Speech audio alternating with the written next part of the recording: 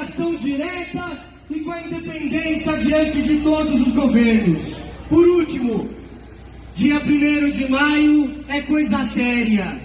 1º de maio em São Paulo, companheiros, companheiras. 1º de maio independente. 1º de maio que não é governista. 1º de maio internacionalista, classista e socialista. É na Praça da Sé, às 9 horas da manhã. Nós do POR chamamos todos os lutadores a participarem do 1º de maio na Sé e a rejeitarem o 1º de maio governista. Até a luta, camaradas!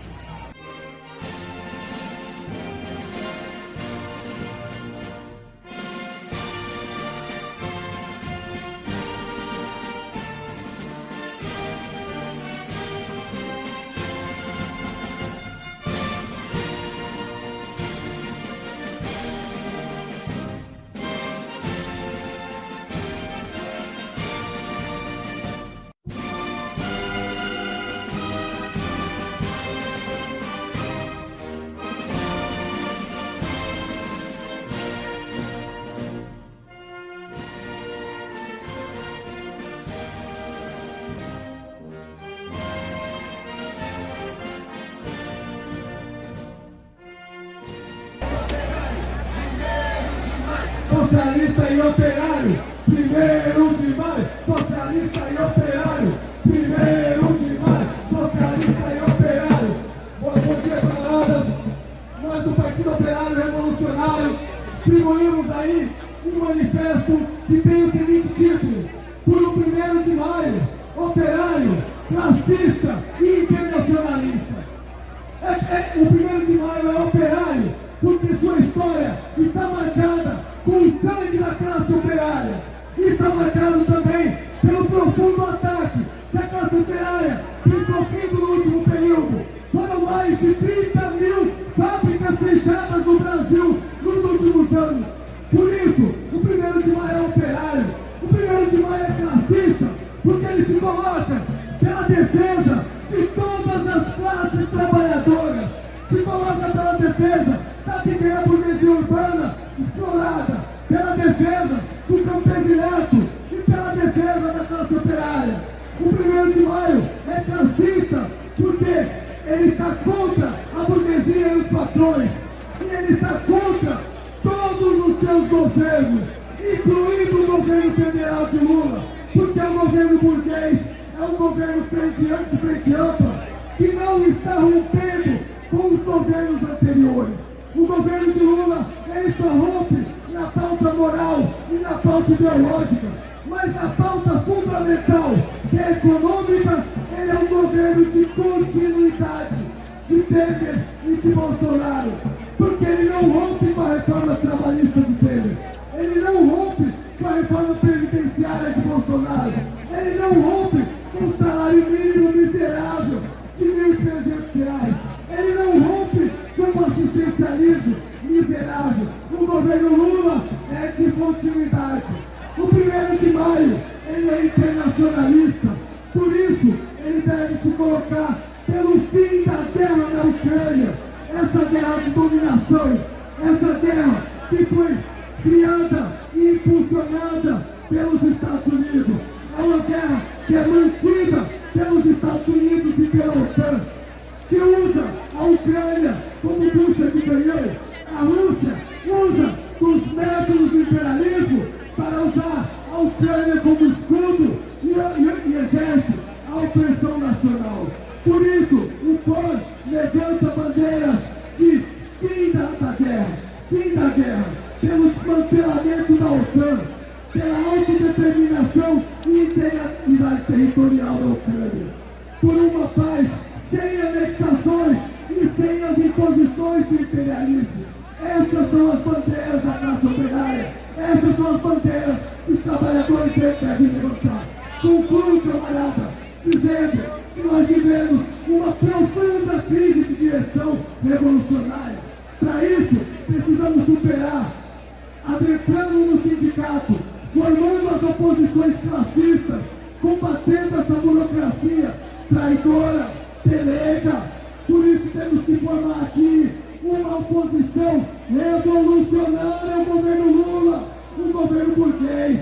Essas organizações que não compactuam com o governismo devem se juntar numa frente de luta, numa frente de oposição ao governo. Concluo, camarada, puxando uma palavra de ordem, porque o 1º de maio é internacionalista, seja na França, seja na Bolívia, seja na América Central. O 1º de maio é internacional. França, Bolívia, América Central, 1º de maio é internacional. França, Bolívia, América Central, 1º de maio é internacional. Obrigado, camarada.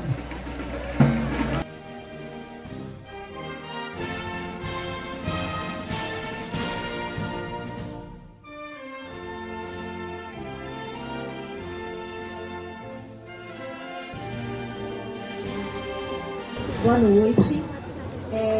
Saudar, né, primeiro a iniciativa do pessoal que organizou esse 1º de maio, de fazer esse momento democrático, né, de microfone aberto, isso é muito importante. E falar um pouco, assim, do significado desse 1º de maio. Tem até os companheiros, acho que, da Resistência Popular, que estão divulgando aí material sobre as origens do 1º de maio. E é muito importante a gente lembrar dessas origens, que é um dia de luta classista, operária, pela redução da jornada, e o quanto essa luta pela redução da jornada, por salários, por direitos, ela sempre se chocou com a violência da burguesia. Então, nesse dia, a gente homenageia os mártires de Chicago, que foram aqueles que morreram lutando para que se tivesse uma jornada de trabalho de 8 horas, para que se tivesse o básico, que é 8 horas de trabalho, 8 de descanso e 8 de lazer. E a gente vê que, apesar disso ter sido conquistado em lei, em vários países, hoje a gente tem perdido até mesmo essa legislação. No momento em que o desenvolvimento do capitalismo já nos permitiria trabalhar ainda menos, né? Menos horas, com tanta tecnologia, com tanta riqueza que foi produzida. E nesse momento, a gente vive, ao mesmo tempo, uma situação que a imensa maioria dos trabalhadores sofre com desemprego, com precariedade, os jovens sofrem com a escravidão do aplicativo, né? Muitos jovens sem nem estar na escola, sem nem ter um emprego, e isso impacta ainda de forma maior as meninas que são encarregadas de fazer o trabalho doméstico. Então a gente tem uma situação em que, ao mesmo tempo que a gente tem uma imensa parcela da população, da juventude, sofrendo com desemprego, com subemprego, aqueles que trabalham não tem mais limite na jornada. Vocês devem conhecer, quem tem carteira assinada não tem mais limite. Você sabe a hora que você entra, mas você não sabe a hora que você sai. Porque a reforma trabalhista fez com que se normalizasse as jornadas de 12 horas, os bancos de horas, que nem mesmo paga mais hora extra. Então, quem trabalha uma jornada imensa, além das formas aí análogas à escravidão, né? Quem está nos aplicativos também não tem jornada, e ao mesmo tempo uma imensa parcela da população no desemprego e no subemprego. Então, no 1º de maio, para recuperar a origem histórica dessa data, é muito importante a gente procurar, a partir dessas iniciativas, transformar nossa revolta em organização e fazer uma luta muito unitária por emprego para todos. Porque essa luta por emprego, ela tem a ver também com várias outras lutas. Aqui nessa mesma praça, no ano passado, a gente veio aqui para chorar e protestar pela morte da Cris Mille, a Pérola, uma pessoa trans aqui da Várzea que foi assassinada por ser uma pessoa trans. E quando a gente vê o que as pessoas trans, a ANTRA fala, qual é a maior necessidade dessa população? É emprego e renda. Então, quando a gente fala da luta das mulheres para acabar com a dupla exploração, a gente está falando também com a necessidade de incorporar as mulheres ao trabalho formal, protegido, para que elas possam também estar ali, né, garantindo o seu sustento, romper os vínculos de dependência econômica. Isso também impacta, né, a juventude. Quando a gente, nesse momento, está lutando contra o novo ensino médio, isso tem tudo a ver com o trabalho. Tem tudo a ver com a necessidade da gente revogar a reforma trabalhista, da Previdência, porque esse ensino médio precário, que eles estão oferecendo é o que eles acham que o jovem, que vai ser um trabalhador precário, desempregado, merece. Então, quando a gente luta para derrubar esse novo ensino médio, a gente está falando que não é só que a gente quer que volte a velha escola. A gente quer uma escola vinculada à produção social, uma escola científica, né, que vincule teoria e prática. Então, nesse momento, a gente tem um desafio enorme de se organizar e, como tarefas prioritárias, derrubar todas essas contrarreformas que vieram depois do golpe, a reforma trabalhista, da Previdência, a lei da terceirização, que pioraram muito a situação de vida e de trabalho, revogar de cima embaixo o novo ensino médio. Não tem o que salvar ali, não dá para remendar, tem que jogar fora de cima embaixo. E também lembrar de uma bandeira histórica dos trabalhadores, que é a defesa de que o salário mínimo devia ser um salário suficiente para sustentar uma família trabalhadora. No passado, a própria CUT, o movimento sindical, ele defendia o salário mínimo do DIEESE, que é um salário mínimo calculado pelo Departamento Intersindical, que hoje está em mais de R$6.000. E isso, gente, não é uma coisa para depois da Revolução. É pegar a lei do salário mínimo, criada pelo Vargas, e depois colocada na Constituição, e calcular ali qual é o mínimo necessário para uma família sobreviver, vivendo com dignidade, sem ter que viver na beira do rio, sofrendo com as enchentes, sem ter que viver na encosta do morro, sofrendo com deslizamentos, para ter uma alimentação suficiente. Essa bandeira tem sido abandonada até mesmo pelos sindicatos. Você vê que eles estão com a bandeira de melhoria do salário mínimo que existe agora. E esse salário mínimo está muito abaixo da necessidade.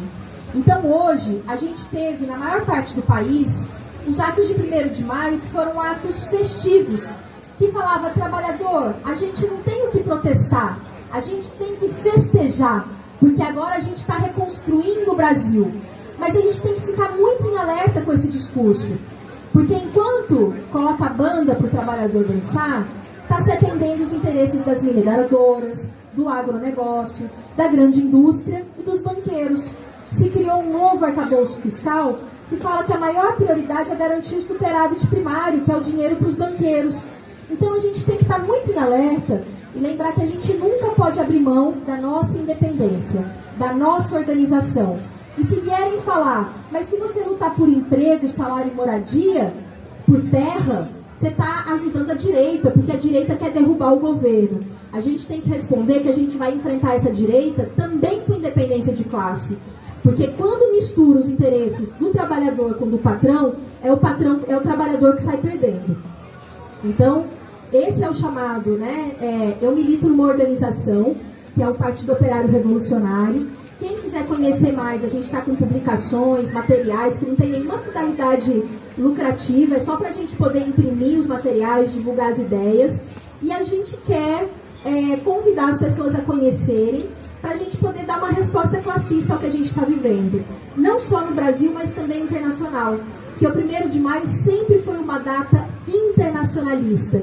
Ele é o Dia Internacional dos Trabalhadores. E nesse momento a gente tem um problema internacional muito forte para enfrentar, que é a guerra, né? Toda a destruição climática que estão fazendo, tudo para atender aos lucros. Então a gente precisa, né, reconstruir as nossas organizações, retomar a experiência classista, retomar o internacionalismo, para poder ter uma resposta de conjunto a esses problemas. E queria saudar, parabenizar mais uma vez os companheiros que estão organizando, os companheiros do Sarau da Segunda Anticapitalista, por permitir esse encontro e que a gente possa trocar ideias e transformar isso também no ponto de partida para se organizar de forma cada vez mais consciente. Então, palmas para os organizadores aí da Segunda Anticapitalista. É importante mesmo assim, porque nós não podemos admitir o esvaziamento do sentido político do 1º de maio. Não podemos admitir que se transforme em um dia festivo. Esse dia que historicamente simboliza a luta de vida ou morte dos trabalhadores. Até porque, companheiros, nós não temos nada para festejar. A gente está vivendo hoje as consequências da lei da terceirização, diretamente responsável pelas condições insalubres e pela triplicação do trabalho considerado análogo à escravidão nos últimos anos. A gente está vendo fábricas fechando, milhares de operários sendo jogados no desemprego, a juventude abandonando escola, abandonando estudo para trabalhar 18 horas por dia informalmente, recebendo um salário mínimo irrisório que mal paga uma cesta básica. Muito menos serve para sustentar uma família e garantir moradia, por exemplo. As ruas estão lotadas de homem, mulher e criança desaleitada. O custo de vida é inalcançável para a esmagadora maioria da população. E por isso se generaliza a pobreza, a miséria, a fome, a violência. Além disso, estamos vivendo uma guerra que começou há mais de um ano e tende a continuar e ultrapassar as fronteiras da Ucrânia e se transformar em uma guerra mundial, empurrando a humanidade para uma tragédia provavelmente irreversível. Uma guerra que reflete o apodrecimento de um sistema baseado na exploração, no saque da violência. Isso é o que o capitalismo tem para oferecer, companheiros. Guerra, fome, miséria, genocídio, doença. O Estado burguês, suas instituições, não podem solucionar todos esses problemas, porque, em primeiro lugar, esse Estado existe para garantir a continuidade da exploração capitalista. Isso ficou mais do que comprovado com os milhões de mortes na pandemia, onde o principal interesse foi no caso das vacinas. Fica comprovado diariamente com a perseguição política aos lutadores. Marielle foi assassinada, torturam e matam lideranças campesinas e indígenas todos os dias. Grevistas são demitidos, processados, a juventude é encarcerada, os presídios estão lotados. Não existe democracia no capitalismo. Por isso, companheiros, eu afirmo que não existe razão para festejar. As direções das centrais sindicais, dos sindicatos, dos movimentos populares, das entidades estudantis estão cada vez mais subordinadas ao Estado. Com a volta do PT à presidência, ancorada ali numa frente ampla com o setor mais asqueroso da política burguesa, que estiveram à frente do golpe de 2016, as direções controladas pelo PT e pelos seus satélites estão subordinadas à manutenção da governabilidade do Lula e montaram o 1º de maio governista festivo que não expressa em nada a luta dos explorados, apenas os interesses dos patrões. Essa burocracia precisa ser atropelada, precisa ser varrida dos organismos de luta das classes trabalhadoras. Precisamos recuperar nossas organizações. Nossas organizações devem estar a serviço de organizar a luta dos explorados por suas próprias reivindicações e não uma defesa abstrata de uma democracia ilusória ou a baixa de juros para os capitalistas como estão reivindicando agora. E essa luta pelas nossas reivindicações só pode ser levada adiante com os nossos métodos históricos de combate, que são as greves, as